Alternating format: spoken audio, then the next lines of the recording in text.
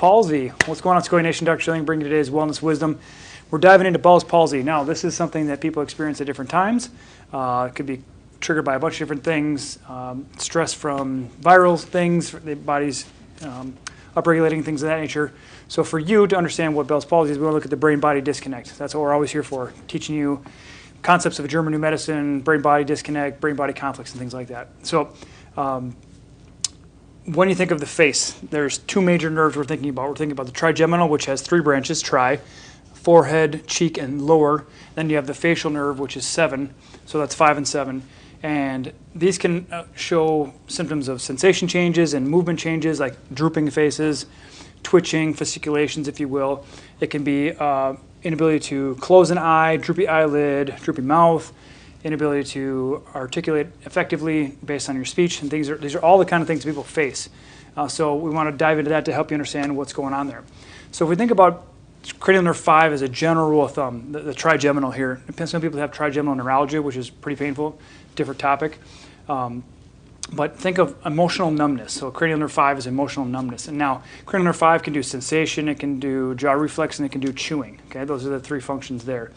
You get into cranial nerve 7, it has movement and sensation. Okay, so when you think about the movement, if a person's shy, if they're feeling, insecure, and they're not going to be as expressive. So if you think about the cranial nerve 7, and either withholding expression or not expressing as much is something to think about.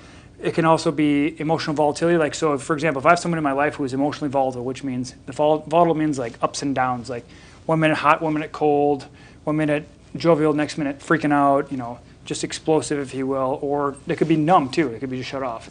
So that can be the movement side of things. So shyness, emotional volatility, emotional indifference is another one. If they're just seem to not care about you, that's another thing. When the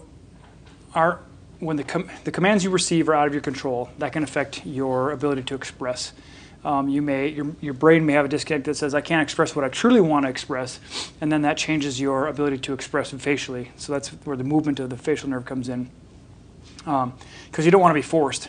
You don't want to be compelled to do something. You want to be able to do it on your own volition and your own free will. So when information comes in and it's processed in a way that is not ideal, like you're stressed by the information, that can change how you express yourself as well. So those are kind of the movement aspects of the facial nerve and cranial nerve 7.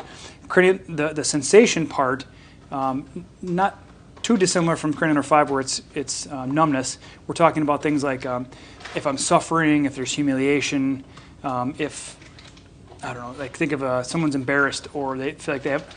If you think of the face like a loss of face, so like you're embarrassed, you're shamed, something happens to you. That's like a loss of face, like something you lost face in an argument, or you lost face in a situation in public, and you felt embarrassed, something like that.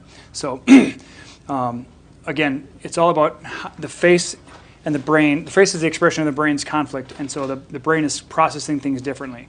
So when there's an actual paralysis, which is a different related subset, there's like a conflict with moving forward.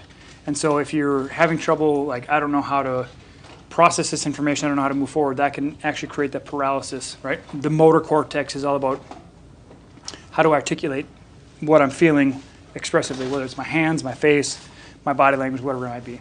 Incidentally, as a side note, 55% of all your communication is body language. So you don't know that, but if you know that, great. If you don't, now you're aware of that. So sometimes there can be an injury to the face. Like let's say I get punched in the face, or I go play a sport and I get my helmet knocked off, or rugby players don't wear helmets, so they could just get hit in the face by anything. Knees, elbows, fists, balls, whatever it might be. And that can cause a trauma. Now, the paralysis or the sensation changes might happen immediately or might happen later on. It just depends on when it's getting triggered. And so if there is something related to those, we talk about the commands and the information coming in has to be treated differently, then you're looking at is there a sense of, I don't know, unworthiness? Is there a sense of the information I'm receiving is it stinks, it's disappointing, it's offensive, and again, it challenges my ability to move forward. That's related to, your body's ability to express things facially. So it could be related to disagreements and things like that. Again, you disagree with the information or you disagree with somebody else, and you want to, maybe your brain is saying, I can't express myself how I want to say it. Maybe I want to show them a face, but I don't, because ultimately that would create a rift or create a conflict or something like that. So basically people are trying to avoid conflicts by not expressing themselves. So yeah, that's pretty much it. So watch this back. If you feel like you know someone who's suffered from Bell's palsy, I know a guy who recently had his function returned. Taking a bit of information from him, he said, when I watched a couple of comedy shows and I was laughing, and it reignited his facial expression, which is amazing. So just think about, sometimes you got to disrupt the pattern in. If you get stuck, if you're stuck in the system, like in a pattern, then just disrupt it and find something to bring joy and levity to your life, okay? So share it with somebody if you found it beneficial. Comment below if you have questions or comments or critiques or whatever it is. Show us that you're interested in hearing this kind of stuff, and let us know what you want us to talk about in the future, all right? Otherwise, enjoy the wellness wisdom, and we'll talk to you tomorrow. All right, guys, have a great night. Bye-bye.